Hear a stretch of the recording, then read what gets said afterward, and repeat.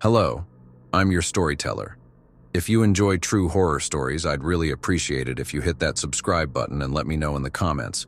What's your favorite horror story topic? Now, without further ado, let's get into this week's horror stories.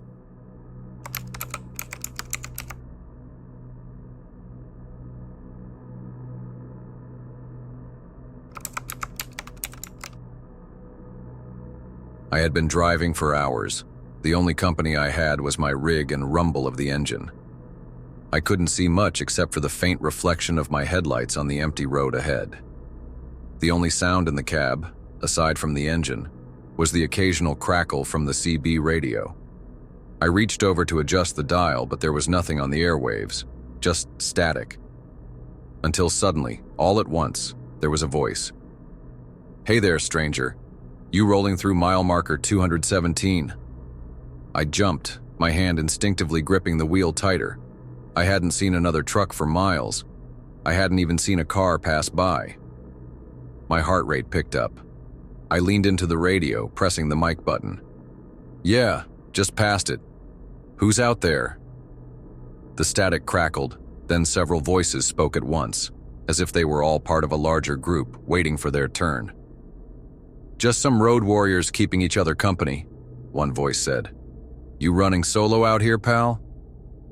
"Yeah," I said, glancing nervously at the dark road ahead. "Been a quiet night, just me and my rig." Another voice piped in, a little lighter than the first. "Not anymore, it seems. Why don't you roll with us? We're heading to the next stop up the road, coffee's on us." I exhaled in relief. Finally, some company. The isolation on the road always got to me, and a little friendly chatter could go a long way to break up the monotony. I chuckled. "Sounds good. What's the stop?" "You'll see it up ahead. Just follow the road.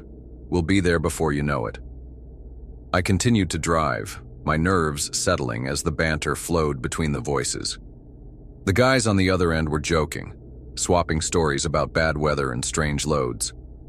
They sounded like real truckers sharing the road on a long haul. A few miles later, a sign for the truck stop blinked into view. It was barely visible in the distance. "See you boys soon," I said into the mic, tapping the wheel as I neared the stop. There was a long pause. "See you there," one of them finally responded. But it sounded distant now, like their voices was fading. The static returned, crackling louder until it became an eerie silence. "Hello," I said, but no one answered. I tried again, turning the knob, but the radio was dead. I pulled into the truck stop, expecting to see the convoy of at least 3 rigs lined up under the dim lights of the parking lot, but the lot was empty, not a single truck in sight. I rolled my window down. The truck stop was quiet, unnervingly quiet. I walked toward the small diner at the corner of the lot. Inside, the place was empty, save for the elderly man behind the counter. He barely looked up when I entered, but his eyes followed me as I walked to the counter. "Evening?" I said, trying to break the ice. He grunted in reply, wiping down a mug with a rag. "Did a convoy just pull in here? 3 trucks?" I asked, glancing out the window toward the empty lot.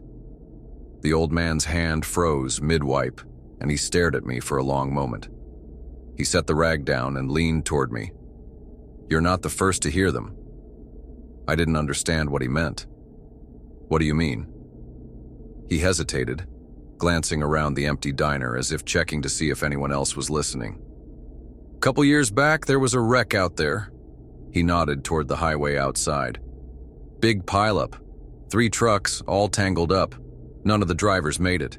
They were gone, just like that." I swallowed hard, uneasy. That's awful. But you think they don't know they're gone," he interrupted, his voice growing softer. "Some folks say they still haunt the road, still talk on the radio like they're out there, still looking for someone to join them, like they're stuck in a loop running their routes, talking to whoever's crazy enough to listen." The hairs on the back of my neck stood up. I was trying to make sense of what the man was saying. I glanced around the diner again. "You mean their voices on the radio?" They're real, but not? The old man looked at me, his eyes filled with a strange sorrow. They're real, all right. Some say it's just the dead trying to reach out. You're lucky if they don't follow you, son. I didn't know what to say. I turned away from the counter and walked quickly back to my truck. I climbed into the cab. My hands were shaking as I started the engine. I wanted to get the hell out of there. As I drove back down the empty highway, my fingers hovered over the CB, but I left it off. I didn't need to hear their voices again. I didn't want to hear the sound of truckers who never made it to their next stop. I never heard from them again. And every time I pass that stretch of road, I make sure to turn off the CB.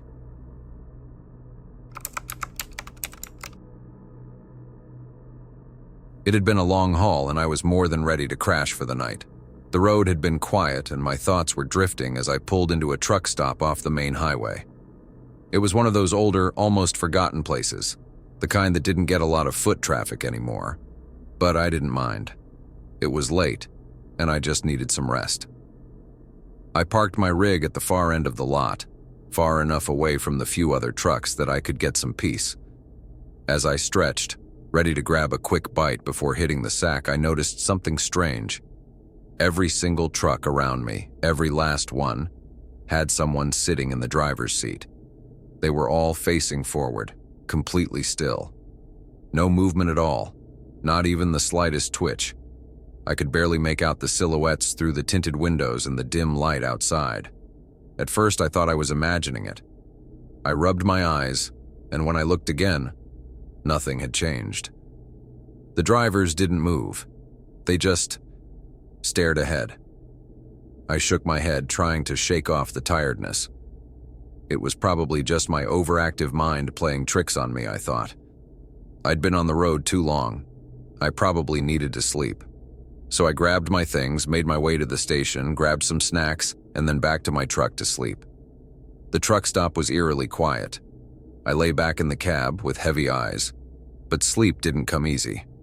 The whole place felt wrong. I pulled the curtains shut and tried to drift off. It wasn't long before I was woken by a soft sound. At first, I thought it was the wind or maybe a stray branch knocking against my window, but it didn't stop. Then I noticed the door handles rattling. Someone was pulling on them. Fear started to rise. I sat up, listening. The tapping continued. It was persistent. I slowly turned my head toward the window. And there, standing outside my truck, were the drivers from the other rigs. Every single one of them. They were standing perfectly still, staring at me through the window. Their faces were frozen. Their eyes were wide open. Not a single one of them moved. My blood ran cold and panic shot through me. I grabbed the keys from the dashboard, started the truck, and I slammed it into gear. I wanted to get away as fast as possible. I drove for hours, but the thought of them still haunted me. Something was terribly wrong. I managed to calm myself down a bit. I pulled into another truck stop. I had some serious distance between me and whatever had happened back at the other stop. I parked the truck and slowly got out. My legs were still shaky from the adrenaline. I walked around to check my rig, trying to breathe easy, but when I rounded the corner, I froze. All over the sides of my truck in thick red writing were messages. Get out. We are watching. Leave this road. You will never be safe. I staggered back, my blood running cold. My heart slammed in my chest. I climbed back into the truck, slammed the door, and drove off. I didn't stop again until I was home. I am now considering quitting my job. I no longer feel safe at night when I have to sleep in my truck. Every single noise puts me on edge. I used to love trucking, but not anymore.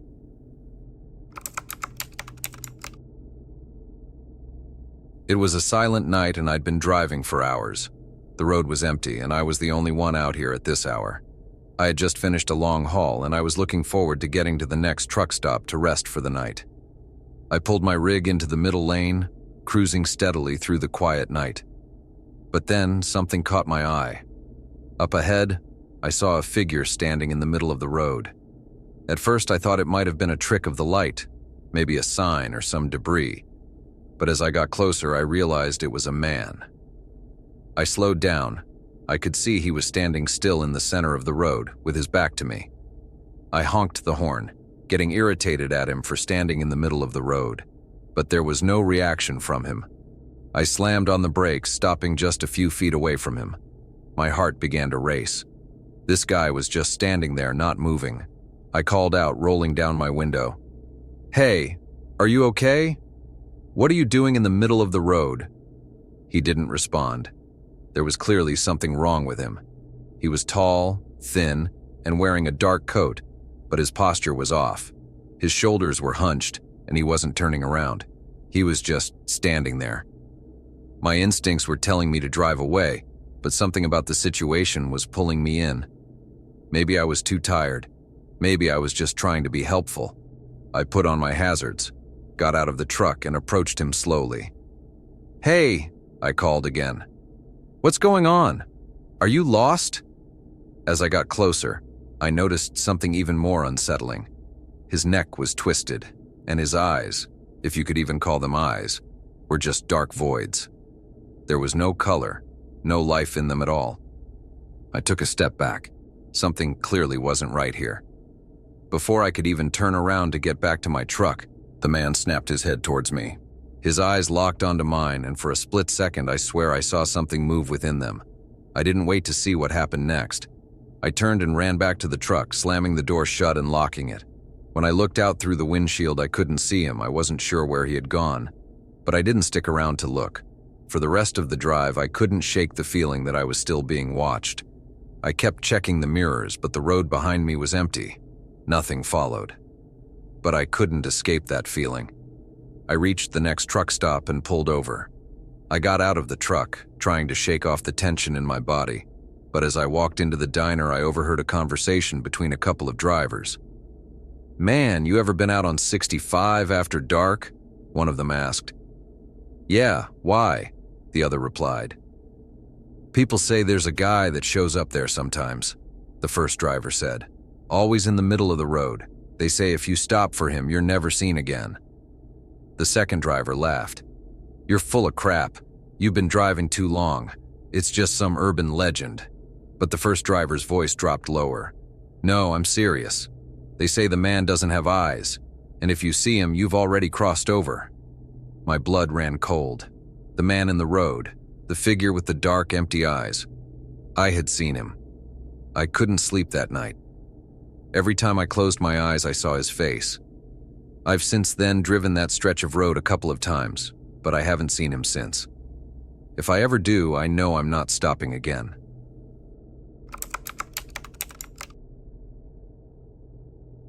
I've been a trucker for years, and I've driven through just about every kind of road condition you can imagine. But nothing could have prepared me for that night. It started like any other. A long haul through a desolate stretch of highway in the middle of nowhere.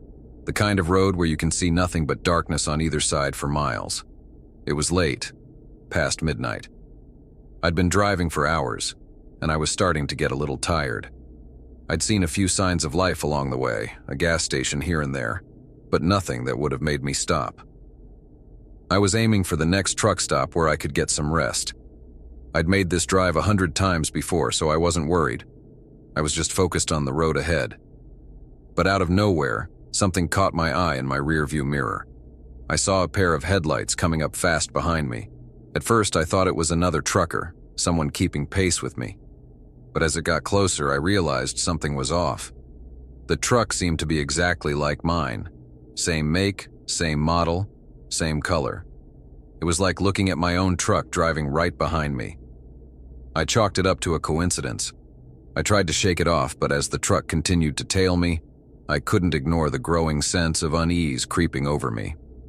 It didn't take long for the truck to get even closer. I glanced back at the rearview mirror again. It was so close, dangerously close, I could almost feel the pressure of it. I could see the headlights shining brightly in the mirror, right on my tail. It was as though whoever was driving that truck was matching my speed perfectly. I started to panic a little. I hit the gas, trying to put some distance between us. But the truck stayed right there, matching me every step of the way. No matter how fast I went, it was right behind me. I sped up even more. I looked at my side view mirror, and that's when I saw something that made me question reality. In the reflection, I saw someone in the driver's seat of the truck.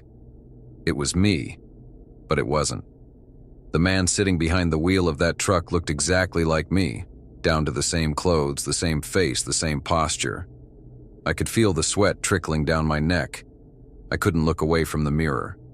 I tried to tell myself it was just my imagination, that I was tired, that I was seeing things or jumping to conclusions. But I couldn't shake the feeling that something was horribly wrong. I slammed my foot on the gas pedal, desperate to outrun this other truck, this other version of me. But no matter how fast I went, it stayed right behind me. Was I losing my mind? Was this some kind of hallucination? I glanced back in the mirror again. The truck was still there, but now I saw it slowly start to pull ahead. I could feel my heart pounding in my chest. The truck sped up, coming closer and closer until it was almost level with mine. I looked over at the driver, the other me. He was smiling. It wasn't a normal smile. It was like he was something else, something sinister, something that shouldn't be there. I felt my stomach churn, my skin crawling as I watched that smile stretch unnaturally, widening until it almost seemed to take up his whole face. I couldn't take it anymore. I floored the accelerator, pushing the truck faster than I thought it could go. But no matter how fast I went, he was still there just behind me in that other truck smiling. And then, just as suddenly as it started, the truck behind me disappeared. One moment I could see it in the mirror, and the next, nothing. The road was empty again. I didn't stop to check, I didn't want to, I just kept driving, faster and faster, my heart still pounding in my chest. It wasn't until I reached the next truck stop, hours later, that I allowed myself to breathe again. I checked my mirrors every few minutes the entire time I was there, just to make sure I wasn't being followed. But there was nothing. No other truck. No other me. I parked my rig at the far end of the lot, away from the bright truck stop lights, but close enough that I could still see everything around me. My hands were shaking as I shut off the engine. I sat there for a long time, gripping the wheel, listening to the soft rumble of idling engines from other trucks. Normal trucks. Real ones. Finally, I convinced myself to step out. The night air was cool, but I was sweating. I walked around my truck, checking the tires, the trailer, anything to ground myself in reality. Maybe I'd just been overtired.